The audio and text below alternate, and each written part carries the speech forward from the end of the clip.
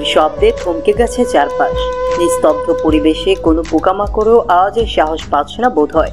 বিয়ে বাড়িতে এমন বিদঘুটে কাণ্ড কেউই বোধ হয় আশা করে না। আশা করার কথাও নয়। বিয়ে বাড়িতে বরং বাজি ফোটার শব্দ শোনা যেতে পারে, বাচ্চাদের হই হুল্লোড় শোনা যাওয়ার কথা, কিন্তু গুলির আওয়াজ তো কারো ভাবনাতেও আসতে পারে না। কিন্তু সবার মাঝে আতঙ্ক থাকলেও মুখোমুখি দাঁড়িয়ে থাকা দুজন তরুণ তরুণীর মুখে নেই কোনো আতঙ্কের ছাপ। কেউ কোনো কথা বলছে না, হয়তো হাজারো কথা জমে আছে, কিন্তু এই মুহূর্তে কারো মুখ থেকে রও কাটছে না। শুধু একে অপরের দৃষ্টি বদল করছে। আশেপাশের কারো দিকে খেয়াল আছে নাকি তা নিয়ে সন্দেহ করা দুঃসাহস নয়, বরং সন্দেহ করাটাই হলো আবশ্যক। এসএসসি পরীক্ষার পরপরই যে বিয়ের পিঁড়িতে বসতে হবে তা কখনো ভাবতেই পারেনি পরি। ঘুম থেকে জেগে উঠে এখনো ঠিক মতো আনমোড়া ভাঙেনি। ঠিক তখনই তার মা এসে বললেন, পরি, আজ সন্ধ্যাতে তোর বিয়ে, দুপুরে বের হব, রেডি হয়ে থাকিস। এই বলেই চলে গেলেন। পরি তার মায়ের কথা ঠিক মতো বুঝে উঠতে পারেনি। কি বলে গেল তার মা? বিয়ে? কার বিয়ে? মাথাটা ঝিম মেরে গেল। আনমোড়া ভেঙে পরি বাথরুমে ফ্রেশ হতে চলে গেল। সকাল সকালে মাথাটা প্রচন্ড ব্যথা করছে। চুলগুলো ঠিকঠাক করে পরি নাস্তা করতে চলে গেল। টেবিলে বসা মাত্রই পরির বাবা বললেন, পরিমা, তোকে কিন্তু শ্বশুর বাড়িতে ভালো হয়ে চলতে হবে, কখনো কোনো কটূক্তি করবি না। ওরা যতই নিজের লোক হোক না কেন, শ্বশুর বাড়ি তো শ্বশুর বাড়িই হয়। পরি এক টুকরো খাবার মুখে দিয়েছে মাত্র। সে তার বাবার কথার মানেও বুঝে উঠতে পারলো না। কি হলো তার? আজ সব কেন ঘোলাটে লাগছে? চেনা সবকিছু কেন মনে হচ্ছে অচেনা? এ কি কোনো দুঃস্বপ্ন নাকি মনের বিরক্তিকর দুশ্চিন্তা? পরি কোনো কথাই মেলাতে পারলো না। আর আব্বু কি সব বলছে? এখানে শ্বশুর বাড়ি, নিজের লোক, এগুলোই বা আসলো কোথা থেকে? পরি মুখের খাবারটুকু গিলে নিয়ে বলল, আব্বু, তোমার কথা আমি বুঝতে পারলাম না। শ্বশুর বাড়ির নিজের লোক? কি বলছো তুমি? কি সব বলছো তুমি? পরির বাবা মেয়ের মাথায় হাত রেখে ধীর কণ্ঠে বললেন, মা, আজকে তোর বিয়ে, শ্বশুর বাড়ি তো যেতেই হবে। পরির মাথায় যেন আকাশ ভেঙে পড়েছে। কি সব বলছে তার বাবা? বিয়ে? ওকে তো আগে বলা হয়নি। ও তো জানে বিয়ের আগে ছেলে মেয়েদের দেখা সাক্ষাৎ করানো হয়, তাছাড়া মতামত নেওয়া হয়। আর যাই হোক, একটিবার তো চোখের দেখা বা নাম তো বলা হয়। কিন্তু এ কি বলছে ওর বাবা? নিশ্চয়ই মজা করছেন। পরি নিজেকে সামলে বলল, তুমি মজা করছো তাই না? এইভাবে কারো বিয়ে হয় নাকি? আর তাছাড়া সে ছোট থেকে আমার স্বপ্ন ডাক্তার হওয়া। তোমরা তো সবসময় বলতে, মা তুই ডাক্তার না হওয়া অবধি তোকে বিয়ে দেব না। তাহলে আব্বু প্লিজ মজা করো না, এসব আমার ভালো লাগে না। এই মুহূর্তে পরির বড্ড বাজে অনুভূতি হচ্ছে। এইসব কি ধরনের মজা? তাই সে খাবার না খেয়ে উঠে গেল। মাথাটা ব্যথা করছে, তাই একটা মাথা ব্যথার ট্যাবলেট খেয়ে নিল। ফোনে ঢুকে ফেসবুক লগ ইন করলো। আজ বহুদিন পরে ফেসবুকে অ্যাক্টিভ হলো। কতদিন হয়ে গেছে ফেসবুকে ঢোকা হয় না তার। ভার্চুয়াল জগৎ তার কাছে বিষাক্ততা মনে হয়, কিন্তু এক সময় এই ভার্চুয়াল জগতে অ্যাক্টিভ থাকার জন্য পাগল হতো সে। লগ ইন করতেই ফোনের স্ক্রিনে ভেসে উঠলো হাজারো মেসেজ। বিন্দুমাত্র ইচ্ছে নেই এই মেসেজ দেখার। কার মেসেজ দেখবে সে? কেউ কি আছে তার? সার্চ বক্সে একটা নাম টাইপ করলো সে। কারো প্রোফাইল চোখের সামনে আসতেই মুখে এক চিলতে হাসি ফুটে উঠল। প্রোফাইল পিকটা একটিবার দেখে পড়ি ফেসবুক থেকে বের হয়ে গেল। আর আইডি লগ আউট করে দিল। কিছুক্ষণ চোখ বন্ধ করে রাখলো। নিঃশ্বাস ভারী হয়ে গেছে তার। আজকাল বড্ড সমস্যা হচ্ছে নিঃশ্বাস নিতে। প্রতিটা মুহূর্ত বিষাক্ততা বিরাজ করে। দরজায় মায়ের নখ পেয়ে পরি উঠে গিয়ে দরজা খুলে দিল। পরির মা হাতে করে নিয়ে এসেছেন এক গাদা জিনিসপত্র। তা দেখে পরির চোখ জোড়া থমকে গেল। বেনারসি শাড়ি, জুয়েলারি, তার মানে কি সত্যি তার বিয়ে? এইসব ভাবতে ভাবতে পরির পাগল প্রায় অবস্থা। পরির মা বিছানায় জিনিসগুলো রেখে বললেন, দেখে নে সবকিছু ঠিকঠাক আছে নাকি। পরি ঠায় দাঁড়িয়ে আছে। মায়ের কথা তার কান অবধি পৌঁছলো না। মেয়েকে এইভাবে থমকে দাঁড়িয়ে থাকতে দেখে মিসেস রাহেলা পরীকে হালকা করে ধাক্কা দিল। পরির ধ্যান ভাঙতেই পরির মায়ের দিকে ছলো ছলো চোখে তাকালো। মেয়ের চোখে পানি দেখে মিসেস রাহেলা ভ্রু কুঁচকালেন। পরি তার মায়ের দুহাত ধরে বলল, আম্মু হঠাৎ কেন করছো এমন? মিসেস রাহেলা পরির দুহাত ছাড়িয়ে বললেন, দেখ মা, বড় হয়েছিস, বিয়ে তো দিতেই হবে। আজ প্রান্ত দেখতে শুনতে তো খারাপ নয়। তাছাড়া তোর দাদুর নাকি খুব ইচ্ছে ছিল তোর আপুর মেয়ে হলে প্রান্তর সাথে বিয়ে দিবেন। বৃদ্ধ মানুষের ইচ্ছে ফেলতে নেই মা, তাহলে অকল্যাণ হয়। প্রান্ত নামটা শুনে পরি চমকে উঠল। প্রান্ত তো তার ফুফাতো ভাইয়ের নাম। ছেলেটা অত্যন্ত বাজে প্রকৃতির। দেখতে বাজে না হলেও চরিত্রে ঠিক নেই। মদ গাঁজা মেয়ে সবকিছুতেই ডুবে থাকে।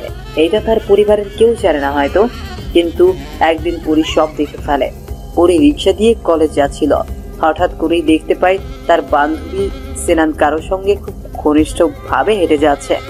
সেনানকে পিছু করতে সে রিক্সা থেকে নেমে যায়। বেশ কিছুক্ষণ পিছু নিয়ে দেখতে পায় সেনান ছেলেটার সাথে নিষিদ্ধ পোল দিতে যাচ্ছে। বুকের ভেতর মোচড় দিয়ে ওঠে, কিন্তু এই ছেলেটাকে। হঠাৎ করে ছেলেটা আর সেনান থেমে যায় কারোর সাথে কথা বলার জন্য। ছেলেটা পেছনে ঘুরে থাকায় পরি দেখতে পায় না সেনানের সাথে। ছেলেটা আর সেনান থেমে যায় কারোর সাথে কথা বলার জন্য। ছেলেটা পেছনে ঘুরে থাকায় পরি দেখতে পায় না সেনানের সাথে কে ছেলেটা কিছুক্ষণ ওই লোকটার সাথে কথা বলে তারপর টাকা দেয়, আর লোকটা কাঁধে রাখা ব্যাগ থেকে বের করে দেয় এক বোতল মদ। পরি সমস্তটাই আড়াল থেকে দেখে নেয়। হঠাৎ করে ছেলেটা যখন পেছনে ফিরে তখন পরির নিঃশ্বাস বন্ধ হওয়ার উপক্রম, কারণ এ আর কেউ নয়, তার ফুফাতো ভাই প্রান্ত। আজ সে প্রান্তর সাথেই নাকি তার বিয়ে। এই কথাটা পরি কিছুতেই মাথাতে ঢোকাতে পারছে না।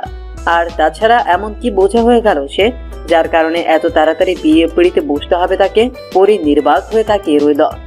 যেই আম্মু তার জীবনের প্রতিটা মুহূর্তকে সাজিয়ে দিত, আজ সেই আম্মু তার জীবনের ভয়ঙ্কর রূপে সাজসজ্জা নিয়ে এসেছে। পরি তার মায়ের কাছে নত হয়ে বসল। পরির মা মেয়েকে এইভাবে বসতে দেখে খানিকটা চমকে গেল। পরিকে উঠিয়ে বুঝলেন, পরি, তোর কি কারোর সাথে কোনো সম্পর্ক আছে? সম্পর্ক শব্দটা পরির শরীরকে নাড়িয়ে দিল। সম্পর্ক? কাউকে একপাক্ষিক ভালোবাসাকে কি কোনো সম্পর্ক বলা যায়? নাকি নিজের ভালোবাসাটা না বলতে পারাকে সম্পর্ক বলা যায়? পরি কিছু বলতে পারে না। এই প্রশ্নের জবাব আদৌ কি আছে তার কাছে? পরির চোখ বেয়ে অনর্গল পানি ঝরছে। মিসেস রাহেলা মেয়ের মাথাতে হাত দিয়ে বললেন, তাহলে কি সমস্যা মা? প্রান্তকে বিয়ে কেন করতে চাচ্ছিস না? প্লিজ আম্মু, আমি বিয়ে করব না। প্লিজ আম্মু, প্লিজ।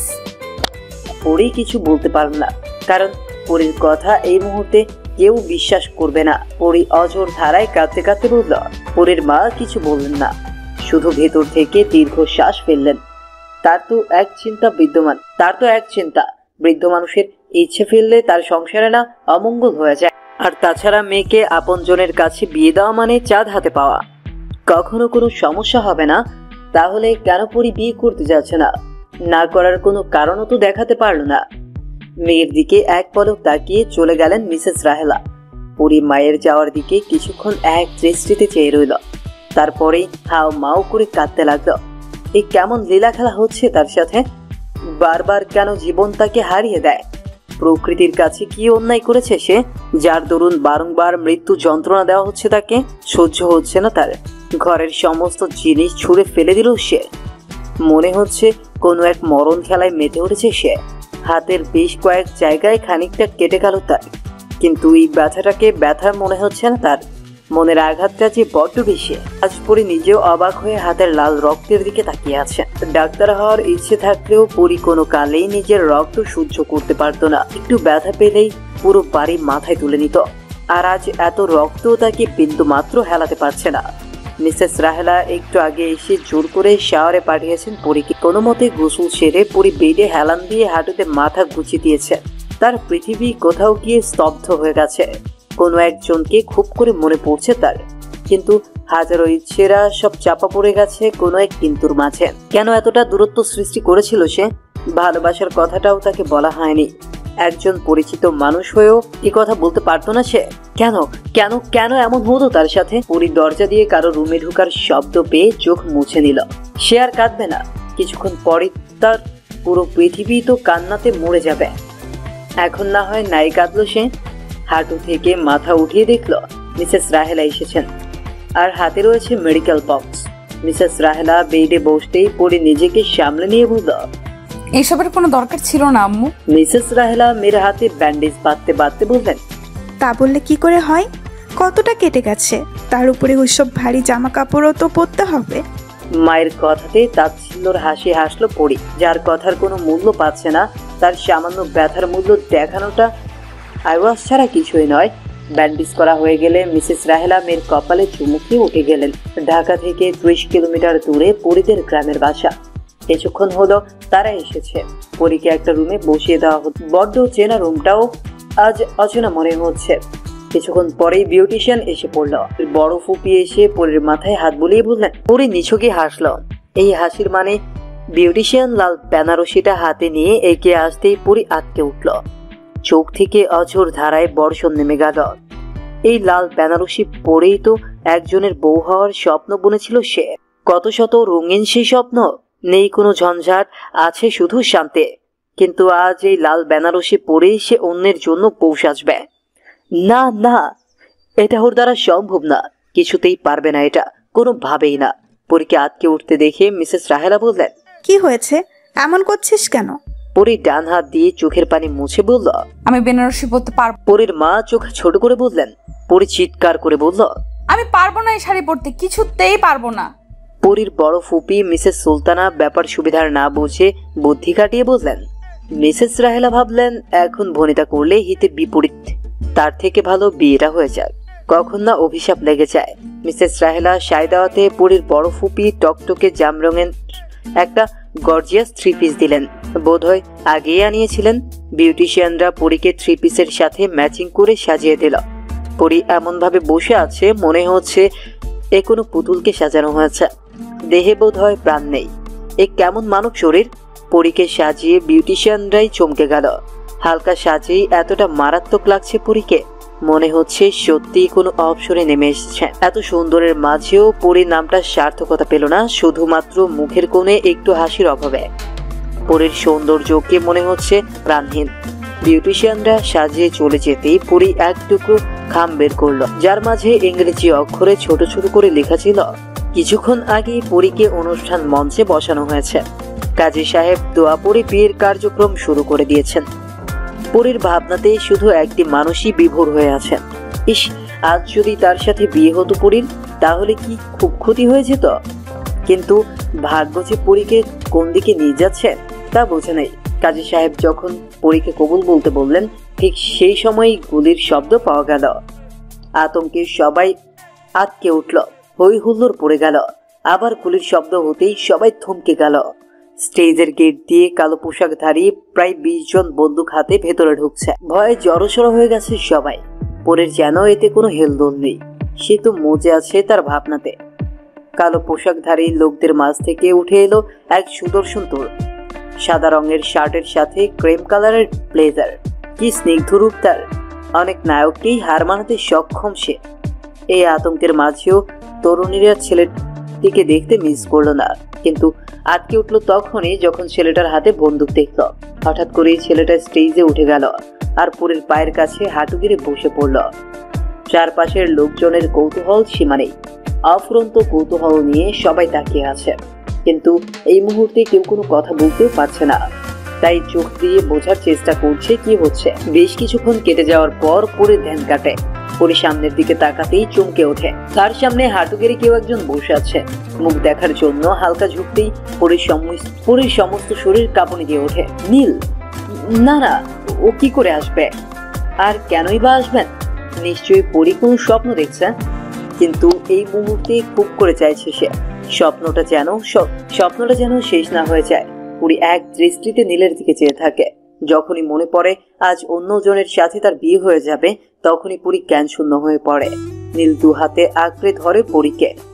না চাইতেও নীলের চোখে পানি জমে আসে। আজ তার জন্যই মেয়েটার এই অবস্থা, শুধুমাত্র তার জন্য। কি করে পারলো সে মেয়েটিকে এত কষ্ট দিতে? যাকে নিজের জীবনের সবটুকু দিয়ে ভালোবেসে গেল, নিজের অজান্তেই তাকে কষ্ট দিয়ে দিল।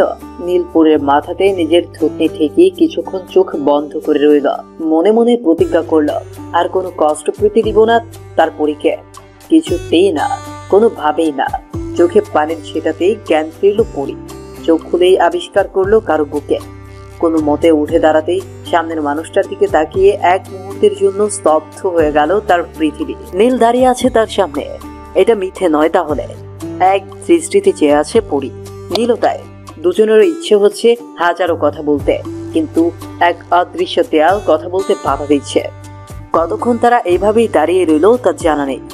একজন ছেলে এসে নীলের কাঁধে হাত রেখে বলল, নীল, 9টা বেজে গেছে, এখন এভাবে দাঁড়িয়ে থাকার সময় নয়, তাড়াতাড়ি কাজ সারতে হবে। ছেলেটার কথায় নীলের ধ্যান আসলো। চোখের পানি আড়াল করে বলল, ইয়া অনেক, তুই সমস্ত কিছুর ব্যবস্থা কর। অরিক হালকা হেসে চলে গেল। পরি এখনো সেভাবেই তাকিয়ে আছে। নীল পরির কাছে এসে কাপা কাপা হাত দিয়ে পরির দুগাল স্পর্শ করল। নীলের ঠান্ডা হাতের স্পর্শ পেয়ে পরির শরীর জেগে বসল। পরি ছলো ছলো চোখে নীলের দিকে তাকিয়ে বলল, নীল আপনি? নীল মলিন হেসে বলল, হ্যাঁ আমি পড়ি। নীলের মুখে পরিণামটা শুনে চমকে উঠল। কত বছর পর আজ তার মুখ থেকে পরিণামটা শুনতে পেল। নীলের পরি বলে ডাকটা বারবার কানে বেজে চলছে। মনে হচ্ছে কেউ একদিন ছেড়ে দিয়েছে। নীল পরির গালে হাত রেখেই বলল, এই মুহূর্তে তোমায় আমি বিয়ে করব পড়ি। তোমার মতামতের প্রয়োজন নেই আমার কাছে। তুমি যদি বলো আমায় বিয়ে করবে না, তবু আমি তোমায় এই মুহূর্তেই বিয়ে করব। পরি বিয়ে কথাটা শুনে স্থির হয়ে গেল। বিয়ে? নীল তাকে বিয়ে করবে? সমস্ত ঘটনায় আশেপাশে সবাই নীরব দর্শকের মতো দেখে যাচ্ছিল।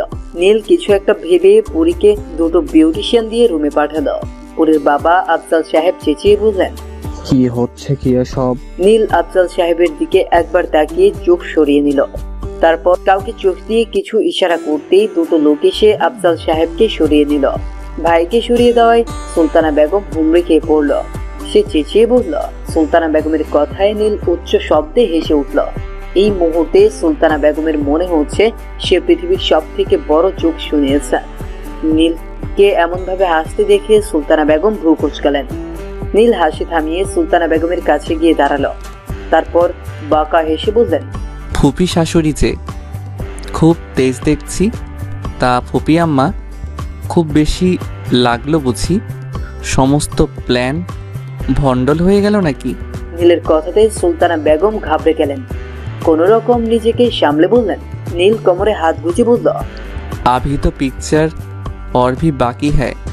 বড্ড ধরিবাজ আপনি। ফুপি আম্মা নিজের চালাকি বন্ধ করুন। আর কত দিন চালাকি করবেন? এবার তো নিজেকে সামলান। এত কালেও তো কিচ্ছুটি করে উঠতে পারলেন না, আর আজ এত সুন্দর প্ল্যান করে নিলেন। বাহ ফুপি শাশুড়ি আম্মা, বলতে হবে আপনার ধৈর্য আছে, না হলে এতদিন খেটে খুঁটে সুন্দর প্ল্যানটা করতে পারতেন না। কিন্তু জানেন তো পৃথিবীটা গোল, তো আপনি যেই প্ল্যানই করুন না কেন শেষমেশ হয়ে যায় গোল্লা। আর বলা বাহুল্য মানুষ হাত করার জন্য আপনি বেস্ট। কত সুন্দর ভুলিয়ে ভালিয়ে ভাই আর ভাইয়ের বউকে হাত করে নিয়েছেন। কি ট্রিকটাই না ইউজ করেছেন। মৃত মানুষের নামে জলজ্যান্ত মিথ্যে বানিয়ে নিয়েছেন, তা ও সেই ব্যক্তিটা নিজের মা। বাহ ফুপি শাশুড়ি আম্মা বাহ। এই বলেই হাত দিয়ে তালি বাজাতে শুরু করলো নীল। তারপর আবার বলল, বলতেই হয় আপনার এলেম আছে বটে। 2 কাল গিয়ে 3 কালে ঠেকেছেন, কিন্তু মাথার মধ্যে বদ বুদ্ধিগুলো এখনো ঘোরাঘুরি করছে। আজ আছেন তো কাল নেই, তারপরও বদ বুদ্ধিগুলো গেল না। নীলের কথাতে মিসেস সুলতানা বেশ ভয় পেয়ে যান। তার খেলার কিছুটা হলেও যে নীল ধরে ফেলেছে তা নীলের কথার মাঝেই বুঝতে পারছেন উনি। নীল মিসেস সুলতানার হাতে একটা চেক ধরিয়ে দিয়ে বলল, ফুপি আম্মা, এর জন্যই তো এত রং ঢং তামাশা দিয়ে দিলাম। আফসোস আমি যথাসম্ভব গুরুজনদের সম্মান করি, না হলে আজকের এই মুহূর্তে আপনি মুখ দেখানোর সুযোগ পেতেন না। মিসেস সুলতানা চুপসে গেলেন, কারণ এই মুহূর্তে কিছু বলা মানেই নিজের পায়ে নিজে কুড়ুল মারা। সুলতানা বেগম চুপচাপ সমস্তটা দেখতে লাগলেন। আশেপাশে সবাই নীরব দর্শকের ভূমিকা পালন করছে, কারণ তারা কিছু বললেই না তাদের উপর গুলি চলে। এই বাড়িতে এমন পরিস্থিতির শিকার কেউই হয়নি বোধহয়। পরীকে আনা হলো। পুরীর সমস্তটা এখন নীরব দর্শকের মতো দেখে যাচ্ছে। বললে ভুল হবে, ও যে নিজের মধ্যেই নেই, শুধু মাথায় ঘুরপাক খাচ্ছে। নীল এসেছেন। বিয়ের কার্যক্রম শুরু হলো। কিছুক্ষণ পর পরীর মা বাবাকেও আনা হলো। পরীর বাবা মা চেঁচামেচি শুরু করে দিয়েছেন। পরীর বাবা রেগে নীলকে বললেন, এই ছেলে, আমার মেয়েকে ছাড়ো। কি হচ্ছে এসব? আর তুমিই বা কে? তোমাকে আমি পুলিশে দেব। এখনই পুলিশকে ইনফর্ম করছি। নীল বাঁকা হেসে বলল, শ্বশুরমশাই কাম ডাউন। পুলিশকে ইনফর্ম করে কোনো লাভই হবে না। পরীর বাবা আফজাল হোসেন চেঁচিয়ে বললেন, মানেটা কি? আমি এখনই পুলিশকে ইনফর্ম করব। আমার মেয়েকে জোর করে বিয়ে করা হচ্ছে। এখনই সব ছলছুতেরই যাবে চলে। নীল স্টেজ থেকে লাফিয়ে নেমে পরীর বাবার সামনে আসলো। তারপর পকেট থেকে ফোন বের করে কাউকে একটা কল দিল। আফজাল হোসেন রাগ মিশ্রিত কণ্ঠে বললেন, কাকে ফোন করছো? আমার সাথে ফাজলামি করছো? নীল শান্ত সুরে বলল, আপনি তো পুলিশকে ইনফর্ম করবেন বললেন। জামাই থাকতে শ্বশুর কেন কষ্ট করবে, তাই তো হেল্প করছি। আফজাল হোসেনকে কিছু বলার সুযোগ না দিয়ে নীল আফজাল হোসেনের কানে ফোন ধরে বলল, কথা বলুন শ্বশুর মশাই। আফজাল হোসেন কিছু বলবে তার আগেই কমিশনারের আওয়াজ পেলেন, তাই কিছু বললেন না। আফজাল হোসেন জোরে বললেন, স্যার, এই লোফারটা আমার মেয়েকে জোর করে বিয়ে করছে। আপনি তাড়াতাড়ি আপনার ফোর্স পাঠান। এই রাস্কেলটাকে এখনই জেলে পুরে দিন। শ্বশুর মশাই, আপনি আপনার একমাত্র জামাইকে পুলিশে দিতে চাচ্ছেন, এটা কি ঠিক? Duffer rascal. Police commissioner Afzal হোসেনকে শান্ত হতে বললেন। আফজাল হোসেন বললেন, এমন অবস্থায় কি করে শান্ত থাকবো? আপনি তাড়াতাড়ি ফোর্স পাঠান। কমিশনার দীর্ঘশ্বাস ফেলে বললেন, you are sorry mister Hossain, আমাদের কাছে ইনফরমেশন আছে আপনি আপনার মেয়েকে জোর করে বিয়ে দিচ্ছেন। আর তাছাড়া নীল স্যারের সামনে আমাদের ক্ষমতা নেই কিছু করার। আফজাল হোসেন চেঁচিয়ে বললেন, হোয়াট? আপনি কি বলছেন? আমি কি পাগল মনে হচ্ছে? দেশে কি কোনো আইন কানুন নেই নাকি? কমিশনার হালকা হেসে বললেন, আইন কানুন থেকেই বলছি, আপনাদের নামে যে প্রুফ আমাদের কাছে দেওয়া হয়েছে তাতে আপনার উপরই চার্জ নিতে হবে। আর তারপর নীলধার যেখানে আছেন সেখানে তো প্রশ্নই আসে না। You are sorry mister Hossain. Afzal Hossain রাগে কটমট করছেন, ফোনটা ছুঁড়ে ফেলে দিলেন, যার কারণে ফোনটা কয়েকটা টুকরো হয়ে গেল। নীল জোরে শব্দ করে হেসে বলল, বিয়ে হয়ে যাক শ্বশুর মশাই, তারপর আপনাকে 100টা ফোন এনে দিব, সেগুলো না হয় ধীরে ধীরে ভাঙবেন। আফজাল হোসেন তেরে এসে নীলের কলার ধরলেন, তারপর বললেন, আমার মেয়েকে ছাড়, না হলে খুন করে ফেলবো তোকে। নীল কলারের দিকে একবার তাকিয়ে বলল, জীবন থাকতে নয়, নিঃশ্বাস যতক্ষণ আছে পরীকে আমি ছাড়ব না। তা ওই ডাফার ইউজলেস প্রান্তর জন্য কখনোই নয়। পরী রাজি থাকলেও ছাড়তাম না, আর এখানে তো পরী রাজিই নয়। আফজাল হোসেন নিজের রাগ নিয়ন্ত্রণ করতে না পেরে ঠাটিয়ে চর বসিয়ে দিলেন নীলের গালে। নীলের লোকেরা তীরে আসতে লাগলেই নীল হাত দিয়ে বারণ করে, তারপর ওদের দিকে রাগী চোখে তাকিয়ে বলে, আমি বলেছি তোদের, বলেছি ওনার দিকে তেরে আসার সাহস কি করে হয়? ফার্দার যেন এমন না হয়, মেরে ফেলে রেখে দিব। নীলের রাগী কণ্ঠে চারপাশ স্তব্ধ হয়ে যায়। আফজাল হোসেন ঠায় দাঁড়িয়ে থাকেন, আর পরী এখনো সেভাবেই নীরব দর্শকের ভূমিকা পালন করছে। আশেপাশের কোনো কিছুতেই ধ্যান নেই ওর। ওকে দেখে মনে হচ্ছে স্ট্রমাতে চলে গেছে। নীল আগে থেকেই ঠিক করে রেখেছিল ধর্মমতে বিয়ে করবে না, শুধুমাত্র রেজিস্ট্রি করবে। বিয়ে না করে পরীকে তার সঙ্গে নিয়ে যেতে পারবে না এমন নয়, কিন্তু একটা অবিবাহিত মেয়েকে নিয়ে গেলে লোকে পরীর নামে কলঙ্ক ছড়িয়ে দিবে, আর নীল তা কখনোই হতে দিবে না। তাই সকলের সামনে রেজিস্ট্রি করতে আর সবার মতামত নিয়ে ধর্মমতে বিয়ে। কারণ নীল জানে পরী এখন স্ট্রমাতে আছে। নীল পরীর দিকে এক পলক তাকিয়ে নিল। কি মায়াবী মেয়েটা, কিন্তু সে কতটা কষ্ট দিয়েছে ওকে। পরীর ভালোর জন্যই তো দিয়েছে। যদি একটুও জানতো এত বড় ক্ষতি হওয়ার সম্ভাবনা আছে, তাহলে সে প্রথম দিনই পরীকে বুকের ভেতর আগলে রাখত, কখনোই দূরে সরিয়ে রাখতো না। নীল মলিন হেসে ভাবল, আর কষ্ট দিব না রে তোকে, এবার খুব ভালো রাখবো, তুই শুধু আমার। নীল রেজিস্ট্রি পেপারে সাইন করে দিল। পরীর দিকে পেপার এগিয়ে দিলেও পরীর কোনো রেসপন্স নেই। নীল পরীর গালে দুহাত রেখে বলল, পরী আমার সাথে যাবে তো তুমি? পরী সাইন করে দাও পেপারে। আমি তো তোমার নীল, আমার কথা শুনবে না তুমি? পরী নীলের দিকে তাকিয়ে হালকা মলিন হেসে সাইন করে দিল। মনে হচ্ছে ও পুতুল, যাকে নীল কোনো ইনস্ট্রাকশন দিলে তা অক্ষরে অক্ষরে পালন করে যাচ্ছে। অবশেষে নীল আর পরীর আইন মতে বিয়ে সম্পূর্ণ হলো। বিয়ে সম্পূর্ণ হওয়ার পর এক মুহূর্ত দেরি করেনি নীল। পরীকে নিয়ে সঙ্গে সঙ্গে গাড়িতে বসিয়ে দিল। পরী এখনো নিস্তব্ধ হয়েই আছে। নীল ড্রাইভিং সিটে বসে ড্রাইভ করতে লাগলো। গাড়ি তার আপন গতিতে চলতে লাগলো। রাতের আকাশ দেখতে পরীর খুব ভালো লাগে, কিন্তু আজ পরী আকাশ দেখছে না, স্থির হয়ে বসে আছে। গাড়ির জানলা দিয়ে মৃদু ফুরফুরে বাতাস মাঝে মাঝে পরীকে ছুঁয়ে যাচ্ছে। আজ না হলে পরী এই মুহূর্তটাকে খুব উপভোগ করত, কিন্তু এখন বিন্দুমাত্র ইচ্ছে যাচ্ছে না তার। বাতাসে হালকা শীত লাগছে পরীর, যার কারণে বারবার কেঁপে উঠছে। নীল ড্রাইভিং করতে করতে আর চোখে পরীকে দেখে নিচ্ছে। কত শত দিন পর পরীকে দেখছে ও। পরীকে দেখার স্বাদ কখনোই মিটবে না ওর। পরের দিকে তাকাতেই নীলের বেশ হিংসে হচ্ছে। প্রকৃতি যে বারবার ওর পরীকে স্পর্শ করে যাচ্ছে। কেন ওর পরীকে স্পর্শ করবে? কিন্তু প্রকৃতির স্পর্শতে যে কোনো কলঙ্ক নেই, আছে শুধু মুগ্ধতা। তাই ওর রাগ হচ্ছে না, বরং প্রকৃতির হাওয়া যখন পরীকে স্পর্শ করে যাচ্ছে তখন পরীকে বেশ স্নিগ্ধ নিষ্পাপ লাগছে। নীল হঠাৎ লক্ষ্য করলো পরী বারবার কেঁপে উঠছে। নীল ভ্রু কুঁচকে বোঝার চেষ্টা করলো কেন কাঁপছে। কয়েক সেকেন্ডের মাঝে বুঝে গেল শীত প্রকৃতিতে হানা দিচ্ছে, যার কারণে বারবার বাতাস পরীর শরীরকে স্পর্শ করলেই পরী কেঁপে উঠছে। নীল গায়ে ব্লেজার পরে থাকায় ও শীতের অনুভূতি বুঝতে পারেনি। নীল গাড়িটা সাইডে থামিয়ে গায়ের ব্লেজার খুলে নিল। পরীর দিকে কিছুক্ষণ এক দৃষ্টিতে চেয়ে রইল। কি স্নিগ্ধ এই মুখ, এত মায়াবী মেয়েটা, যার কারণে নীল বারংবার মেয়েটার প্রেমে পড়বে। মৃদু বাতাসে পরীর সামনের ছোট চুলগুলো কপালে আঁকড়ে পড়ছে, যার কারণে পরীর বিরক্ত না লাগলেও নীলের বিরক্ত লাগছে। নীল পরীর কপাল থেকে চুলগুলো অতি যত্নে সরিয়ে কানের পেছনে গুজে দিল। নীলের স্পর্শে পরী হালকা নড়ে চড়ে বসলো। নীল মৃদু হাসলো, তারপর ব্লেজারটা পরীর গায়ে জড়িয়ে দিল। পরী উষ্ণতা পেয়ে ব্লেজার আঁকড়ে নিল। নীল পরীর কপালে চুমু দেওয়ার জন্য এগিয়ে আসলো, কিন্তু কিছু একটা ভেবে চুমু খেলো না। মৃদু হেসে ড্রাইভিংয়ে মনোযোগ দিল।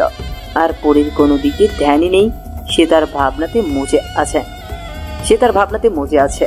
নিজের নিঃশ্বাসটা পাশে বসে আছে, এতেই যেন নীল সব সুখ পেয়ে গেছে। কত শত দিনের অপেক্ষার খানিকটা অবসান ঘটলো আজ।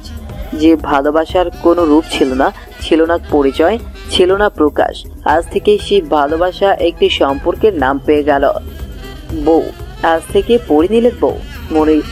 মনের সমস্ত অনুভূতি যেখানে অদৃশ্য দেয়ালে বাধা ছিল, আজ বুক ফুলিয়ে সারা পৃথিবীকে বলতে পারবে, আমার বউ, হ্যাঁ আমার বউ। 10 মিনিটের মাথায় নীল তাদের বাসার সামনে চলে আসলো। বাসার সামনে গাড়ি থামাতেই পরী চমকে ওঠে। এটা যে নীলের বাড়ি তা পরী জানত না, কারণ 3 বছর ধরে নীলের সাথে কখনো দেখা তো দূরে থাক, কথাও হয়নি। নীল গাড়ি থেকে নেমে পরীর হাত ধরে নামিয়ে নিয়ে আসে। পরীর কাছে সবকিছুই ঝাপসা মনে হচ্ছে। পরী যেন বুঝে উঠতে পারছে না কি হচ্ছে। নীল পরীর হাত ধরে এক পা আগাতেই পরী আবার জ্ঞানশূন্য হয়ে ঢলে পড়ে নীলের বুকে। নীল পরীকে 2 হাতে আঁকড়ে ধরে। সকাল থেকে কিছুই খায়নি পরী, তার উপর এত চাপ নিতে গিয়ে বারবার সেন্সলেস হয়ে যাচ্ছে। নীলের বন্ধুরা ভাইরা সবাই বাসার সামনেই দাঁড়িয়ে আছে। সবাই এক প্রকার হই হুল্লোড় শুরু করে দিয়েছে। ওরাও যেতে চেয়েছিল, কিন্তু নীল বারণ করেছে, যার কারণে এখানেই সবাই বাইক নিয়ে দাঁড়িয়ে আছে। যদি কোনো সমস্যা হয় তো চট জলদি যেন যেতে পারে। কিন্তু নীল ওদের সাহায্য ছাড়াই পরীকে আনতে পেরেছে। সবাই হই হুল্লোড় করছে আর নীলকে বাহবা দিচ্ছে। নীল মৃদু হেসে পরীকে কোলে তুলে নেয়। তারপর বাড়ির ভেতরে যাওয়ার জন্য পরীকে কোলে নিয়ে পা বাড়ায়। বাড়ির ভেতরে ঢুকতেই নীলের মা হন্তদন্ত হয়ে আসে। ব্যস্ত কণ্ঠে বললেন।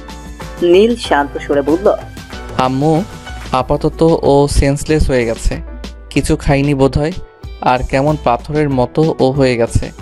অনেক চাপ গেছে কিনা, এখন ওর একটু রেস্টের প্রয়োজন। নীলের মা ও ছেলের কথাই সায় দিলেন।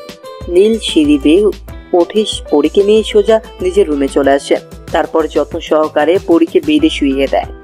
কিছুক্ষণ পরীর হাত ধরে রেখে তারপর মৃদু হেসে উঠে দাঁড়ালো। নীলের বোন হাফসা রুমে ঢুকতেই নীল বলল, ওর একটু খেয়াল রাখো। হাফসা মাথা ঝাঁকিয়ে সম্মতি জানালো। তারপর বলল, ভাইয়া তুই ফ্রেশ হয়ে নে, এয়ারপোর্ট থেকে সোজা চলে গিয়েছিস, ফ্লাইট থেকে নেমে এক মুহূর্ত রেস্টও নিসনি, অসুস্থ হয়ে যাবি। আমি পরীকে দেখে রাখছি, তুই যা। বোনের কথায় নীল হাসলো। তারপর ফ্রেশ হতে চলে গেল। আর যাই হোক, নীল পাগল প্রেমিক তো বটেই, তা না হলে কি এইভাবে ছুটে আসতো? নীল লন্ডনে আছে 3 বছর প্রায়। এই 3 বছরের মাঝে সে একটি দিনের জন্য বেরিতে ফিরে যায়নি। ইচ্ছে করেনি এমন নয়, কিংবা যাওয়ার কোনো স্পেস ছিল না এমনটাও নয়। ফিরে যায়নি শুধুমাত্র তার পরীর জন্য। পরীর সামনে নিজেকে সামলে রাখা যে খুবই কঠিন, কিন্তু এই হাজার হাজার মাইল দূরে সরে থাকাটাও খুব কঠিন। তাতে কি তার পরি তো ভালো থাকবে, এটাই গুরুত্বপূর্ণ। তাই তো বুকে হাজারো পাথর চাপা দিয়ে লন্ডনেই পড়ে আছে। লন্ডন তার জন্য লাকি দেশই বটে। লন্ডনে আসার পর নিজ হাতে যে বিজনেস গড়ে তুলেছে তা সত্যি অবিশ্বাস্য। প্রধান কারণ ছিল পরি থেকে দূরে থাকা। সারাদিন ব্যস্ততার মাঝে কাটলেও রাতটা নির্ঘুমই কেটে যেত নীলের। এত শত ক্লান্তির মাঝে কয়েকটা ঘন্টা ঘুমোতে পারত না নীল। ঘুম যেন পরির মাঝেই স্তব্ধ হয়ে গেছে। তাই শুরু হয় কষ্ট ভুলে থাকার জন্য রাত জেগেও কাজ করা, যার ফলে আজ 3 বছর পরে নীলের বিশাল কোম্পানি। নীল পরির থেকে দূরে গেলেও পরির প্রতিটা কদমের খবর সে রাখত। একদিন আগে বিডি থেকে খবর পেয়েছে পরীকে বিয়ে দেওয়া হচ্ছে, তাও রাজকে নেশাখোর ওর ফুফাতো ভাইয়ের সাথে। নীল এক মুহূর্ত দেরি না করে তখনই বিডিতে ফেরার ব্যবস্থা করে। ফ্লাইটে ওঠার আগে জানতে পারে এই বিয়েতে পরিও রাজি নয়। আর পরির ফুপির সমস্ত কারসাজিরও খবর পেয়ে যায় নীল। ফ্লাইট 4টার সময় ল্যান্ড করতেই নীলের লোকেরা খবর দেয় আজকেই পরির বিয়ে। এই কথা শুনে নীল পাগল প্রায় হয়ে পড়ে। যদি একটু ভুল হয়ে যায় তো সে তার পরীকে সারা জীবনের জন্য হারিয়ে ফেলবে। নিজেকে নিয়ন্ত্রণে রাখতে পারছিল না নীল। নীলকে শান্ত করে নীলের ইনভেস্টর অর্থাৎ নীলের বন্ধু অনেক মাথা ঠান্ডা করে নীল পরিকল্পনা সাজায়। এয়ারপোর্ট থেকে বাসাতে ব্যাগ না করে সোজা গাড়ি নিয়ে চলে যায় পরীর বাড়িতে। আর তারপর সমস্তটাই মহান আল্লাহর অশেষ রহমতে সম্পূর্ণ হয়, যার ফলে আজ পুরোপুরিভাবে পরিতার। পুরো পৃথিবীকে বলতে পারবে পরি আমার স্ত্রী, পরি আমার অর্ধাঙ্গিনী। নীল ফ্রেশ হয়ে আসতেই দেখে পরি এখনো ঘুমিয়ে আছে। নীল ঘড়িতে টাইম দেখে নিল 11:40 বাজে। পরীকে ফ্রেশ হতে হবে, আর তাছাড়া খাওয়া দাওয়াও করতে হবে। নীল হাফসাকে বলল, পরীকে জাগিয়ে তুলতে হবে, তুই বরং খাবার নিয়ে আয়। হাফসা মৃদু হেসে মাথা ঝাঁকিয়ে খাবার আনতে চলে গেল। হাফসা চলে যেতেই নীল পরীর মাথার কাছে বসল। এক দৃষ্টিতে কিছুক্ষণ চেয়ে রইল। কি আছে এই মেয়েটার মাঝে, যার কারণে বাকি সবাইকে পাংশে মনে হয়? এত মায়া কেন এই মেয়েটার মাঝে? নীল এইসব ভাবতে ভাবতেই হাফসা খাবার নিয়ে এলো। হাফসা সাইড টেবিলে খাবারটা রেখে ভ্রু কুচকে বলল, ভাইয়া তুই এতক্ষণ ধরে কি করলি? মেয়েটা তো এখনো ঘুমে আছে তাহলে? নীল বোকা হাসি দিয়ে বলল, এই তো এখনই জাগিয়ে দিব, তুই যা। হাফসা দীর্ঘশ্বাস ফেলে বলল, ওকে, কিন্তু ভাইয়া তুইও তো কিছু খাসনি। আর তাছাড়া নিচে তোর বন্ধুরাও অপেক্ষা করছে, ওরা তো এখানেই ডিনার করবে তাই না? নীল হেসে বলল, ইস, এতদিন তো আমার একটু খেয়াল রাখলি না। যেই না পরি এসেছে আর তুই খেয়াল রাখা শুরু করে দিয়েছিস। হাফসা মেয়েকে হাসি দিয়ে বলল, তা না হলে এই পাগল মেয়েটাকে আমার একটা চুলও রাখবে না। এতদিন তো তুই ওর ভালোবাসেছিলি, আর আজ তো বর, এখন তো একদমই ছাড় দিবে না আমায়। হাফসার কথাতে নীল হেসে ওঠে। তারপর বলে, সমস্যা নেই, এখন আর তোর চুল ছিঁড়বে না। হাজার হোক তুই তো ওর ননদিনী, তাই না? নীলের কথাতে হাফসা হালকা হাসে।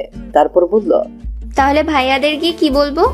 তেমন কিছু বলতে হবে না, ওরা জানে আমি পরীকে খাইয়ে তারপর আসবো। আর ওদের খেয়ে নিতে বলিস, না খেতে চাইলে অপেক্ষা করতে হবে আর কি। আমি তাড়াতাড়ি আসবো, তুই যা। নীল মাথাটা ভালো করে টাওয়াল দিয়ে মুছতে মুছতে বলল। হাফসা মাথা ঝাঁকিয়ে সম্মতি জানালো। তারপর মৃদু হেসে চলে গেল। হাফসা চলে যেতেই নীল ধীর কণ্ঠে পরীকে ডাকতে লাগলো।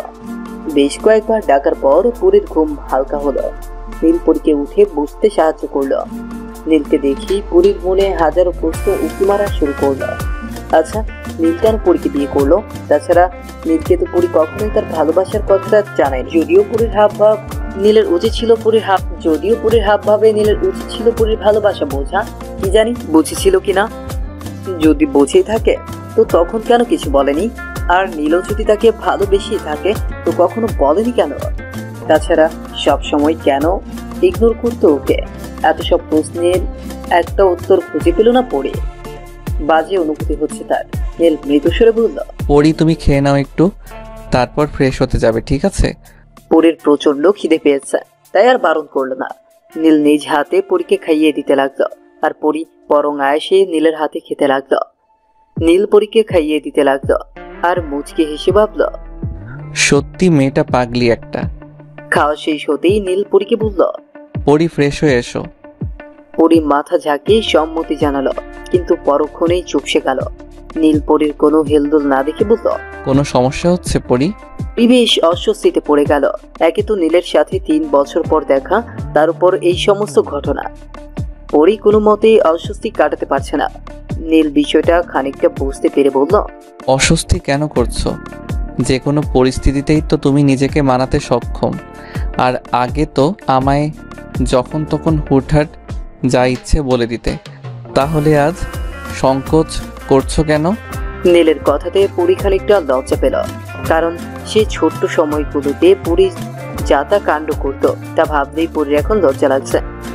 পরি নিজেকে সামলে নিয়ে যথাসম্ভব সংকোচ কাটিয়ে বলল, আসলে আমার তো জামা কাপড় লাগবে। পরি এই কথাটা বলে নিচু হয়ে রইল। পরিকে দেখে নীলই বোকা বনে গেল। আসলেই তো, নীল যদি না বলে তাহলে মেয়েটা জানবে কি করে ওর জামা কাপড়ের কথা। নীল নিজের মনে নিজেকে কয়েকটা গালি দিয়ে তারপর কভার থেকে 1 ডজন কাপড় বের করে পরির সামনে রাখলো। পরিকে কিছু না বলতে দিয়েই নীল বলল, যেটা ইচ্ছে পরে নিও, আমি একটু পর আসছি। এই বলেই নীল রুম থেকে হনহনিয়ে বের হয়ে গেল। পরি খানিকটা অবাকই হলো, নীল এত জামা কাপড়ও আনিয়ে রেখেছে। সবকিছু যেন মাথার উপর দিয়ে যাচ্ছে ওর। বুঝছি সব, এটা কি সেই 3 বছর আগের নীল যে পরির একটা মেসেজের রিপ্লাইও দিত না? পরি এই সমস্ত ভাবনার কোনো উত্তর পায় না, তাই সব ভাবনা বাদ দিয়ে শাওয়ার নিতে বাথরুমে চলে আসে। নীল নিচে যেতেই সবাই হুমড়ি খেয়ে পড়ে। নীলকে দেখে অনেক যেন হাঁপ ছেড়ে বাঁচল, কারণ এতক্ষণ এরা সবাই পাগল করে দিয়েছে ওকে। অনেকের থেকে সমস্ত ডিটেলস নিতে ব্যস্ত ছিল ওরা, আর সবার প্রশ্নের উত্তর দিতে গিয়ে অনেকের জাত অবস্থা। নীল ওদের পাশের সোফাতে বসতেই নীলের বন্ধুরা সবাই নীলকে আর চোখে দেখতে লাগলো, যার ফলে নীল ওদের দিকে ভ্রু কুঁচকে বলল, এভাবে ভ্যাবলার মতো কি দেখছিস? লিমন ভ্রু নাচিয়ে বলল। লিমনের কথাতে নীল ভ্রু কুঁচকে বলল, এইসব কিছুই না, তোরা যা জানতি তাই। সত্যি শুধুমাত্র ওর প্রতি মনের অনুভূতিটা তোদেরকে জানাইনি, দ্যাটস ইট। নিশাত চোখ ছোট ছোট করে তাকিয়ে বলল, মানে কি? সোফা থেকে উঠে দাঁড়িয়ে বলল, মানে কিছুই না, ওকে আমি সেই প্রথম থেকেই ভালোবাসি, কিন্তু ওকে বলিনি আর দূরে সরিয়ে দিয়েছিলাম। কিন্তু তাই বলে তো আমি ওকে সারা জীবনের জন্য দূরে সরাতে পারি না। ওকে ছাড়া প্রতিটি মুহূর্ত বিষাক্ত লাগে। কি করে ওকে অন্যের হতে দেই বল? সবাই একসঙ্গে বলে উঠল, ও মামা, তুমি তো সেই লেভেলের প্রেমিক। নীল মৃদু হেসে বলল, এখন কি আপনারা ডিনার করতে যাবেন নাকি এখনো মাথাটা নষ্ট করবেন? রিয়াদ বলল, না দাদা ভাই, এখন খুব খিদে পেয়েছে, তাড়াতাড়ি চলো। কিন্তু জেহান বলল, দাদা ভাই, ভাবি নিয়ে আসলে এখন বাসর সাজাবো নাকি? নীল মুচকি হেসে বলল, সে তো সাজাবেই বটে, তবে আজকে না, যখন বিয়ে করব তখন। জেহান চোখ ছোট ছোট করে তাকিয়ে বলল, আবার বিয়ে? তোমার মনে কি চলে? নীল হাসতে হাসতে বলল, আরে বেটা, আবার বিয়ে বলতে পরীকেই বিয়ে, কিন্তু সেটা সবার মতামত নিয়ে ধর্ম মতে হবে। লিমন বলল, তুই বেটা জিনিসই বটে। আর নীল হাসতে হাসতে বলল, তা তোদের বন্ধু বলে কথা, একটু তো ডাফার হবই। সবাই একসাথে হাসতে লাগলো। তারপর সবাই একসাথে ডিনার করতে চলে গেল। পরি শাওয়ার নিয়ে রুমে এসে টাওয়াল দিয়ে ভালো মতো চুলগুলো মুছে নিল। আয়নার সামনে দাঁড়াতেই সে নিজেকে দেখে চমকে গেল, কারণ সে তার নিজেকে সম্পূর্ণ ভিন্ন রূপে দেখছে। মনে হচ্ছে একদিনের মাঝেই কেউ ওর চেহারার লাবণ্যতা বাড়িয়ে দিয়েছে। নিজেকে দেখতে বেশ ভালো লাগছে ওর। মাথার চুলগুলো খুলে রেখেই সুন্দর করে বেঁধে নিয়ে বেডে এসে বসে পড়ল। চারপাশে একবার চোখ বুলিয়ে নিল। রুমটা এত সুন্দর করে গুছিয়ে রাখা আর এত সুন্দর ডেকোরেশন যে পরি বেশ কিছুক্ষণ সময় নিয়ে চারপাশ খুঁটিয়ে খুঁটিয়ে দেখল। বিশাল বড় রুমের পাশে খোলা বারান্দা। পরির ইচ্ছে হলো একটু বারান্দাতে যেতে, তাই সে বারান্দাতে চলে গেল। বারান্দায় গিয়ে হাঁ হয়ে গেল। এটাকে কি বলে পরির জানা নেই, কারণ এটা রীতিমতো একটা ছোট পার্কই বটে। বারান্দাটা রুমের থেকেও বিশাল। রুমের থেকে বারান্দা বড় হয় তা পরির জানা ছিল না।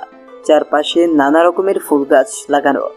এক সাইডে বিশাল বড় দোলনা যা আর্টিফিশিয়াল ফুলে সজ্জিত। চারপাশে রঙিন ফ্রেম লাইট লাগানো, আর থেকে থেকে নানান ধরনের পশু পাখির স্ট্যাচু। সেই স্ট্যাচুগুলোতে বসার জন্য সুন্দর আসন। এই বারান্দার মাঝে চুপ ধাঁধানো সৌন্দর্য দেখে পরি কিছুক্ষণ স্তব্ধ হয়ে গেল। তারপর ছুটে গিয়ে সেই সমস্ত সৌন্দর্য উপভোগ করতে লাগলো। পরি এই মুহূর্তে সেই ছোট্ট বাচ্চা পরি হয়ে গেছে। মনের মাঝে সমস্ত ক্লান্তি দূর হয়ে গেছে। আজকের ঘটনাগুলো পরীর মন থেকে এই মুহূর্তে আকাশের মেঘ হয়ে উবে গেছে। পরীর এই ছোট্ট বাচ্চা মেয়েগুলো ব্যালকনির দরজার পাশে দাঁড়িয়ে উপভোগ করতে লাগলো নীল। তার মনে হচ্ছে 1000 বছর ধরে খাঁচায় থাকা কোনো বন্দিনী আজ মুক্তি পেয়েছে, যার জন্য মুক্ত বিহঙ্গের মতো ডানা মেলে উড়ে বেড়াচ্ছে। এই সুন্দর মুহূর্তে নীলপরীর বাচ্চা মুখে হারিয়ে গেল। ইস, যদি এই সময়টা থমকে যেত, খুব কি ক্ষতি হতো তাতে। নীলপরীকে নিয়ে ছাদের এক কোণে বসে আছে। এই মুহূর্তে তারা দুজনেই চন্দ্রবিলাস করছে। আজকের চাঁদটা পরিপূর্ণ, প্রতিটা সুখের মুহূর্তেই এই চাঁদ তার পরিপূর্ণ রূপ দেখায়। আসলে এটা কি কাকতালীয় ভাবেই ঘটে, নাকি ভবিতব্যতেই থাকে? এত শত ভাবার সময় নেই নীলের কাছে। নীল তার পরীর জন্য বসে চন্দ্রবিলাসে মত্ত। যাদের আশেপাশে ছোট ছোট তারারা আলো ছড়াতে ব্যস্ত। আসে নক্ষত্রর দিকে তাকালে পুরো পৃথিবী যেন স্তব্ধ হয়েছে নীলের। কিন্তু তার আকাশের সব থেকে মূল্যবান নক্ষত্র যে পাশেই বসে আছে, যার জন্য কিছুতেই আকাশের নক্ষত্ররা তাকে আকর্ষণ করতে পারছে না। বারবার নীল তার আকাশের নক্ষত্রের দিকে তাকাচ্ছে। হিসেব মোতাবেক আজ তাদের বাসর রাত, কিন্তু এই বাসরে কোনো ফুল নেই, নেই কোনো তারকাবাজি, আছে শুধু নিস্তব্ধতা আর ক্লান্তি। হাজারো ক্লান্তি যখন নীলকে ঘুমে আচ্ছন্ন করতে পারেনি, আজ তার আকাশের একটি উজ্জ্বল নক্ষত্র তাকে বারবার ঘুমোতে বলছে। একরাশ ক্লান্তি যেন ওর উপর জেঁকে বসেছে, কারণ আজ নীলের আকাশ পরিপূর্ণ, নেই খামতি। তাই নীল আজ তার পরীর কাঁধে মাথা রেখে ঘুমের রাজ্যে হারাবে। নীল ক্লান্তি ভরা চোখ নিয়ে পরীর দিকে তাকালো, ঘুম ঘুম স্বরে বলল, পরি, আমি তোমার কাঁধে মাথা রাখতে পারি? নীলের কথাতে পরী চমকে উঠল। কিছুক্ষণ স্তব্ধ হয়ে থেকে হালকা ভাবে মাথা নাড়ালো। নীল সম্মতি পেয়ে এক মুহূর্ত দেরি করলো না, সোজা পরীর কাছে মাথা ঠেকিয়ে দিল। ওর কাণ্ডে এমন মনে হচ্ছে যে যদি কোনোভাবে 1 সেকেন্ডের হেরফেরও হয় তো নীল পরীর কাছে মাথা রাখতে পারবে না। পরী এক দৃষ্টিতে তাকিয়ে রইল। এই সব স্বপ্নই তো বনেছিল সে, কিন্তু সবকিছু আসলে মেঘে ঢাকা পড়ে গিয়েছিল কেন? কোনো এক ম্যাজিশিয়ান বুঝি ম্যাজিক করে আজ সমস্ত কালো মেঘ সরিয়ে দিল। নীলের মাথাতে হাত শুইয়ে দিতে গিয়েও পরী হাত নামিয়ে নিল। নীল তো তার স্বামী, তাহলে এত কেন সংকোচ তাকে ছোঁয়ার মাঝে? একটা সময় তো স্বপ্নে তাকে কত শতবার কত ভাবে ছুঁয়েছে, আজ এতটা কাছে পেয়েও কেন এত সংকোচ? পরী নিজের ভাবনাকে বদলে নিয়ে ডুবে গেল অতীতের স্মৃতির পাতাতে। আম্মু, আম্মু কোথায় গেলে তুমি? মিসেস রাহেলা খুন্তি হাতে মেয়েটাকে হনহনিয়ে আসলেন। কি হয়েছে কি? আম্মু দেখো, বাজে কয়টা? 9টা বাজে। আমি কখন রেডি হব আর কখন স্কুল যাব? পরী চোখ ছোট ছোট করে তাকিয়ে বলল, তার জন্য কি আর ডাকবে না? আর তাছাড়া টেনে উঠাতে পারলে না আমায়? মিসেস রাহেলা স্পেশাল কুকারের সিটির শব্দে হনহনিয়ে পরীর রুম থেকে যেতে যেতে বললেন, আপনাকে ডাকা ছাড়া কি আর কোনো কাজ নেই? এখন তাড়াতাড়ি রেডি হয়ে নেন, না হলে স্কুলে যেতেই পারবি না। পরী মায়ের যাওয়ার দিকে কিছুক্ষণ তাকিয়ে থেকে লাফ দিয়ে উঠে যায় ওয়াশরুমে। কোনো রকমে ফ্রেশ হয়ে এসে একটা রুটি কোনো মতে শেষ করেই দৌড় লাগায় স্কুলের উদ্দেশ্যে। মিসেস রাহেলা গলা ফাটিয়ে বললেন, ধীরে ধীরে যা, না হলে পড়ে যাবি তো। পরী আসছি বলেই পা বাড়ালো। স্কুল সড়ক থেকে 1 কিলোমিটার দূরে। বাসা থেকে সড়কে যেতেও 10 মিনিট প্রয়োজন হয়। ভাগ্য ভালো থাকাতে সড়কে যেতেই রিক্সা পেয়ে যায়। পরী রিক্সাতে উঠে বলে, মামা তাড়াতাড়ি যান। কয়েক মিনিটের মধ্যেই রিক্সা স্কুল গেটের কাছে পৌঁছে যায়। পরী ভাড়া মিটিয়ে দৌড় লাগায়। স্কুল গ্রাউন্ডে পৌঁছতেই দেখে পিটি কার্যক্রম শুরু হয়ে গেছে। পরী কোনো মতে ব্যাগ কাঁধে নিয়ে শাড়ির পেছনে গিয়ে দাঁড়ায়। পিটি শেষ হলে যখন সারিবদ্ধ হয়ে ক্লাসে যাচ্ছিল তখনই ইংরেজি স্যার আটকে দেন। ইংরেজি স্যার পরীকে অনেক আদর করেন, নিজের মেয়ের মতো ভালোবাসেন ওকে। ওনার মেয়েও পরীর সাথে এবার 7ম শ্রেণীতে পড়ে। স্যারকে সালাম জানাতেই স্যার সালামের জবাব নিয়ে বললেন। পরী মাথা চুলকোতে চুলকোতে বলল, স্যার আম্মু ডেকে দিয়েছিল, কিন্তু আবার ঘুমিয়ে পড়েছিলাম। পরীর কথাতে স্যার হাসতে লাগলেন।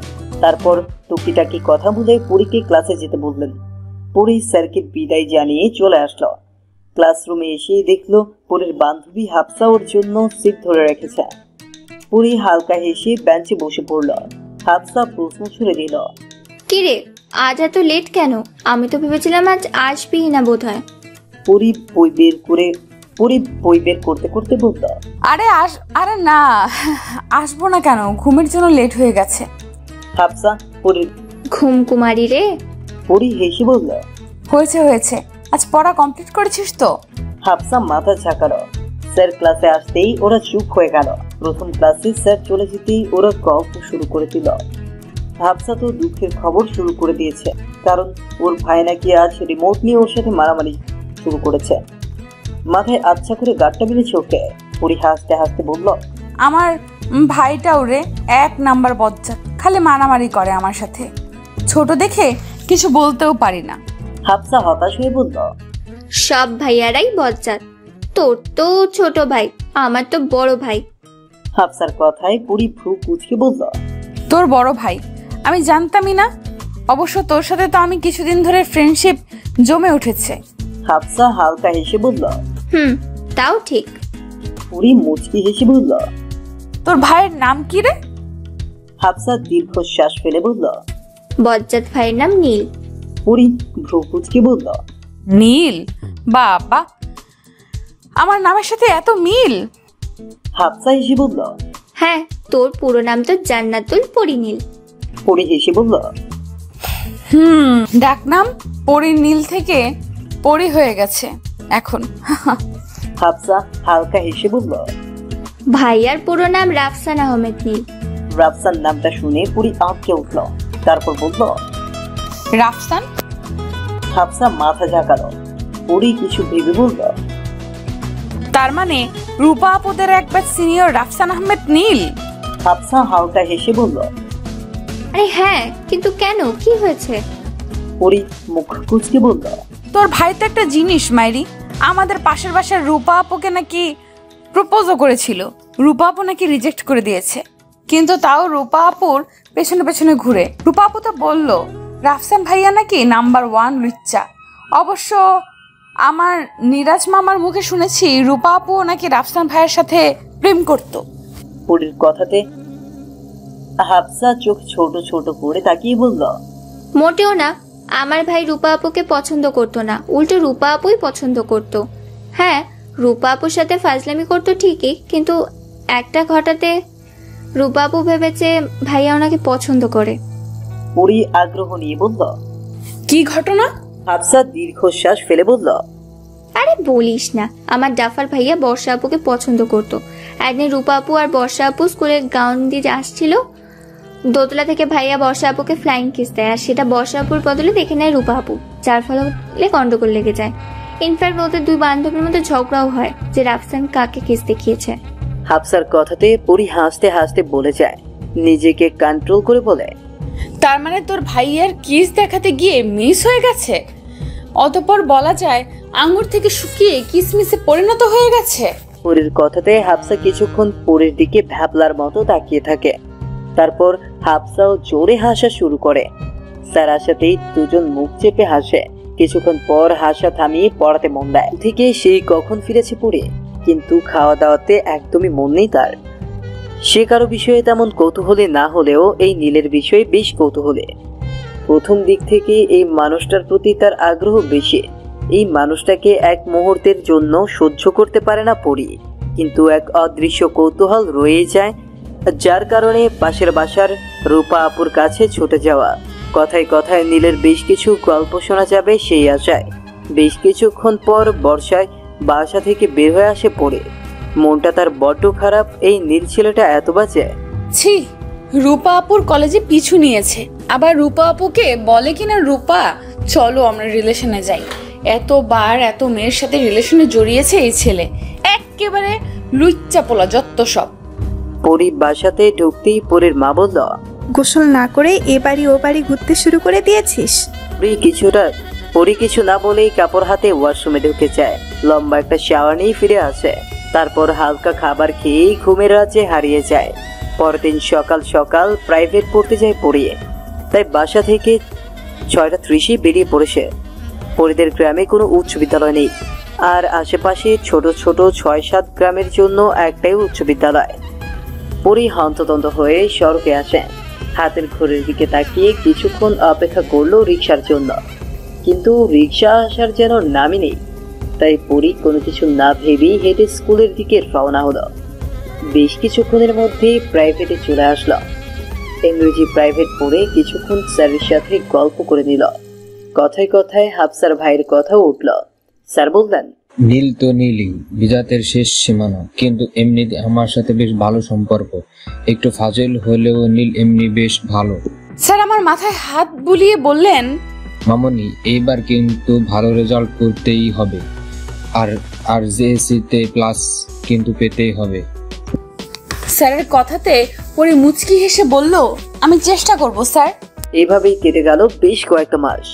অবশেষে স্কুলের অ্যানুয়াল এক্সাম শুরু হয়ে যাবে। সবাই বেশ চিন্তিত। ক্লাস বছরের শেষের দিকে একটা চাপা আনন্দ কাজ করছে। সবার সাথে বেশ কিছুক্ষণ কথা বলে স্কুল ছুটি হলে বের হয়ে গেল পরি। নিচে নামতে নামতে হাফসাকে বলল, হাফসা, তোর আর আমার সিট তো পাশাপাশি হবে, ভালো করে পড়ে আসতে হবে কিন্তু। হাফসা মাথা ঝাঁকিয়ে সম্মতি জানালো।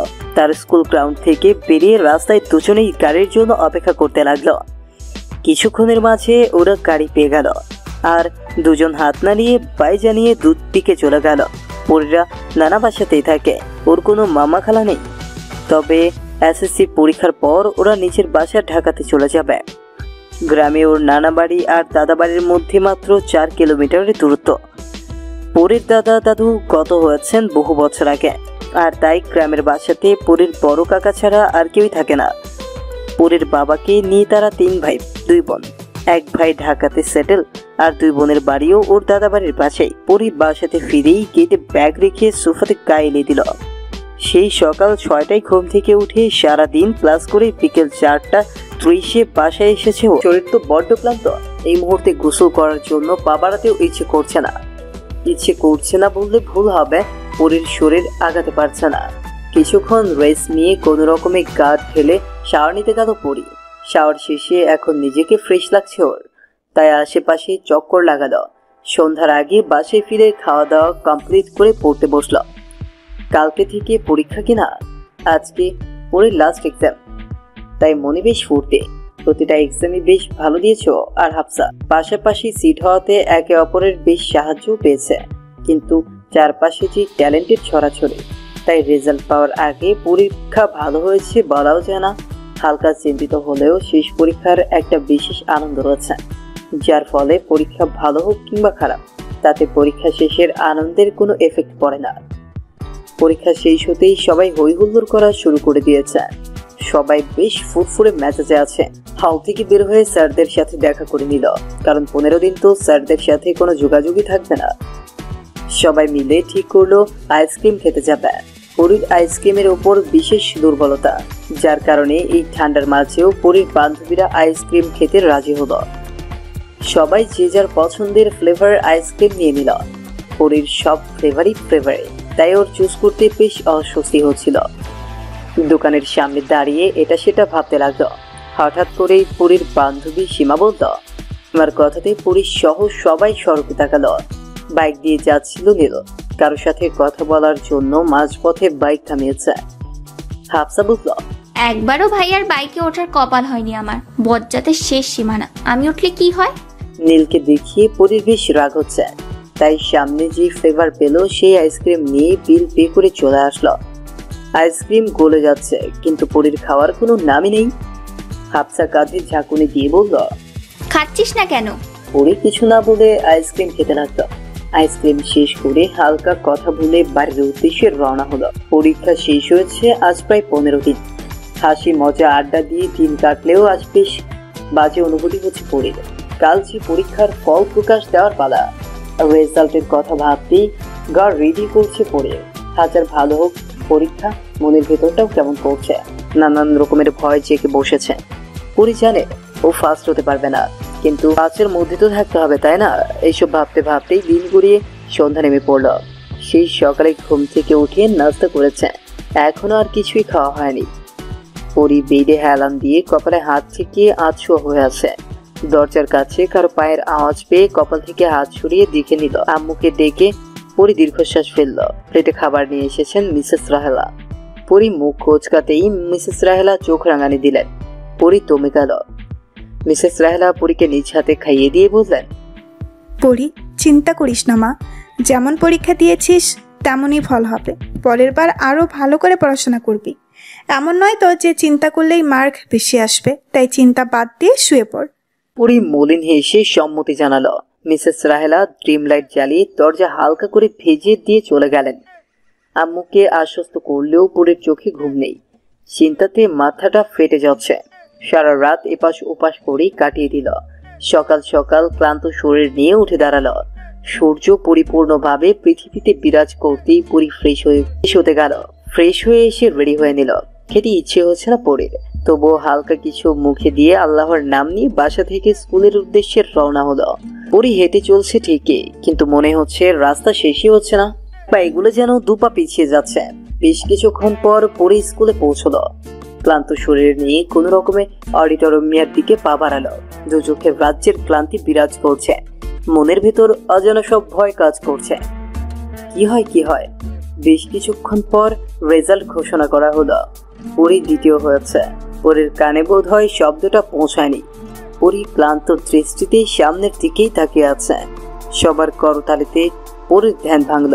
আশেপাশে তাকিয়ে বোঝার চেষ্টা করলো কি হয়েছে। পরীকে এইভাবে তাকিয়ে থাকতে দেখে হাফসা বলল, যা মার্কশিটটা নিয়ে আয়। পরি কোনো মতে বেঞ্চ ঠেলে সামনের দিকে আগালো। যখন মার্কশিট হাতে দিয়ে হেড স্যার বললেন, কংগ্রেস পরি। তখন পরির মাথাতে বিষয়টা চড়াও করে উঠল। মার্কশিট খুলেই পরির চোখ উজ্জ্বল হয়ে উঠল। সে তৃতীয় হয়েছে, এটা যেন বিশ্বাসই হচ্ছে না। খুশিতে পরি বাকহীন হয়ে গেছে। মানুষ শুধু অধিক সুখে নয়, খুশিতেও বাকহীন হয়ে পড়ে। পরি তার স্কুল থেকে বের হতেই বান্ধবীরা সবাই পাকড়াও করে ধরেছে পরিকে। তাদের সবার নাকি ট্রিট চাই। পরি মুখ গোমরা করে বুঝল, ইস রে, এত কষ্ট করেছি আমি, আর ট্রিটও আমিই দিব? হাফসা পরির কাঁধে হাত রেখে বলল, অবভিয়াসলি, এত সেন্ট্রি খাওয়ার কি আছে সোনা? পরি মুখ গোমরা করেই বলল, পকেট তো আমারই খালি হবে বাবু, তুমি বুঝবা কেমনে? হাফসা মাথা চুলকোতে বলল, তো যাবেই, একটু প্যারা নিস না, চিল কর। পরি পাকা চোখে তাকিয়ে বলল, চিল তো তোমরা করবা, আর আমি করব পকেট খালি। সীমা পরির থুতনিতে হাত দিয়ে বলল। পরি আর কথা না পারিয়ে ফুচকার দোকানের দিকে পা বাড়া। সবাই মিলে হই হুল্লোড় করে ফুচকা খেল। তারপর সবাই এক গাদা চকলেট দিয়ে পরীকে কংগ্রেস জানালো। পরি সবাইকে জড়িয়ে বলল, তোমরা তো ভালো কেন সোনা? হাফসা বাঁকা হেসে বলল, তুমি যে আমাদের ময়না কো সোনা, তাই এত ভালো আমরা। সবাই ঠাট্টা রসিকতা করতে করতে বের হয়ে গেল। আর রাস্তায় গাড়ির জন্য অপেক্ষা করতে লাগলো ওরা। হঠাৎ একটা বাইক জোর গতিতে পাশ কাটিয়ে থামলো। পরি পেছনে ফিরে তাকাতেই দেখলো নীল। এই ছেলেটাকে সরাসরি মাত্র দুবার দেখলেও 1000 বার ছবিতে দেখেছে। পরির রাগ উঠে গেল, এই ছেলেটা এত বাজে কেন? পরি নিজেকে সামলে নিয়ে সামনের দিকে আগাতে লাগলো। কিছু দূর যাওয়ার পরেই রিক্সা পেয়ে গেল। বাসায় পৌঁছে সবাইকে রেজাল্ট জানালে সবাই বেশ খুশি হয়। পরির আব্বু আফজাল হোসেন পরিকে বলেন, পরিমা, কি চাই তোর? সোজা সাপটা বলে তার ফোন নেই, তাই তার একটা ফোন চাই। কিছুদিন পরেই আফজাল হোসেন মেয়ের আবদার পূরণ করেন। এভাবেই পরের দিন কাটতে লাগে। সকাল সকাল স্কুলে যাওয়া, স্কুল থেকে ফিরে গোসল করে খাওয়া দাওয়া করা, আর তারপর বাসার পাশের চকটাতে ঘুরে বেড়ানো, আর রাতে পড়াশোনা কমপ্লিট করে ফোনে গেমস খেলা। শীতকাল হওয়ার দরুন চকে নেই কোনো ফসল, থেকে থেকে কয়েকটা জমিতে সরিষা উৎপন্ন করা হচ্ছে। বিকেল গড়িয়ে যখন সন্ধ্যা হয়, হলুদ সরিষা খ্যাতকে মনে হয় জ্বলন্ত লাভা। এই চোখ চাঁদানো সৌন্দর্য দেখেই পরীর বেড়ে ওঠা। এইভাবেই নানান ব্যস্ততা, আনন্দ হাসি কেটে যায় পরের দিন। কিছুদিনের মাঝেই পরীর এক্সাম শুরু হয়। পরে যেহেতু জিএসসি পরীক্ষার্থী, তাই প্রতি মাসেই টেস্ট নেওয়া হবে। প্রথম টেস্ট পরীর বেশ ভালোই হয়। একদিন পরি জানতে পারে তার বান্ধবীরা ফেসবুক থেকে অনেক পড়া কালেক্ট করে, তাই পরি বাসায় এসে তার আব্বুকে বলে যাতে ওর ফোনে একটা সিম কার্ড দেওয়া হয় আর নেট কানেকশন দিয়ে আনেন। পরির আব্বু পরির কথা মতো সমস্ত ব্যবস্থা করে আনে। পরি সিম কার্ড হাতে পেয়ে চটজলদি ফেসবুক আইডি খুলে ফেলে। ফেসবুক আইডি ওপেন করতেই পরির মাথাতে ভূত চেপে বসে। এক গাদা ফ্রেন্ড রিকোয়েস্ট আসে তার কাছে, আর ও সেগুলো সব অ্যাকসেপ্ট করে নেয়। যেহেতু পরি প্রথম ফেসবুক ওপেন করেছে, তাই যে মেসেজ দিয়েছে তার মেসেজেরই রিপ্লাই দিত, আর পরের মেসেজ পড়তেও বেশ ভালোই লাগতো। এভাবেই কাটছিল পরের দিন। ফেসবুক প্রথম ওপেন করলে সবকিছুর প্রতি আগ্রহ থাকে অনেক বেশি। কোন জিনিসের প্রতি মানুষের আকর্ষণ একটু বেশি। পরিও তার ব্যতিক্রম নয়। একদিন হঠাৎ করে মনে পড়লো নীলের কথা। চটজলদি সার্চ করে ফেলল রাফসান আহমেদ নীল। ফোনের স্ক্রিনে বড় করে এসে পড়লো নীলের আইডি। পরে নীলের প্রোফাইলে গিয়ে পুরো প্রোফাইলের সমস্ত ছবি দেখে নিল। একটা ছবি বাদ যায়নি দেখা, ছেলেটা বজ্জাত হলেও দেখতে ভালো। তারপর ফ্রেন্ড রিকোয়েস্ট পাঠিয়ে দিয়ে কিছুক্ষণ ফোন স্ক্রোল করে ঘুমিয়ে পড়ল। সকালবেলা মিসেস রাহেলার কর্কশ গলার স্বরে ঘুম ভাঙল পুরী বিরক্তি ঠেলে উঠে দাঁড়ালো, তারপর বলল, আম্মু এখন কয়টা বাজে? এত সকাল সকাল ডাকছো কেন? মিসেস রাহেলা কোমরে হাত গুজে বললেন, আপনি তো আজকাল আগের থেকেও ঢিলা হয়ে গেছেন, আলসেমি ছেড়ে তাড়াতাড়ি ওঠেন। পুরী কিছুক্ষণ তার আম্মুর দিকে চোখ ছোট ছোট করে তাকিয়ে বলল, উঠছি তো আম্মু। পুরীর মা বললেন, না আজ আর শুনছি না, রোজ নিজে লেট করে আমাকে দোষ দিস, আজকে তোকে উঠিয়েই ছাড়বো। পুরী বিরক্তি নিয়ে উঠে দাঁড়ালো, তারপর ধীর কণ্ঠে বলল, আম্মু এখন তো উঠে পড়েছি, এবার তুমি যাও। আর হ্যাঁ, আমি তোমার ডিম ভাজি দিয়ে রুটি খেতে পারবো না, আমার জন্য প্লিজ আজ আলু পরোটা করে দাও প্লিজ আম্মু প্লিজ।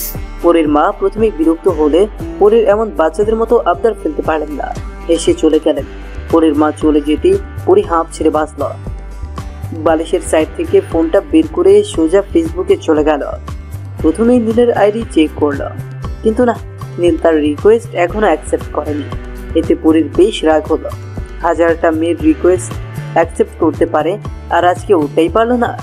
পুরীর বেশ বিরক্তি লাগছে, ইচ্ছে তো করছে ফোনটাই ভেঙে ফেলতে, কিন্তু সেটা করা যাবে না, কারণ এই ফোন ভাঙলে তার আব্বু আর দ্বিতীয়বার ফোন কিনে দিবে না।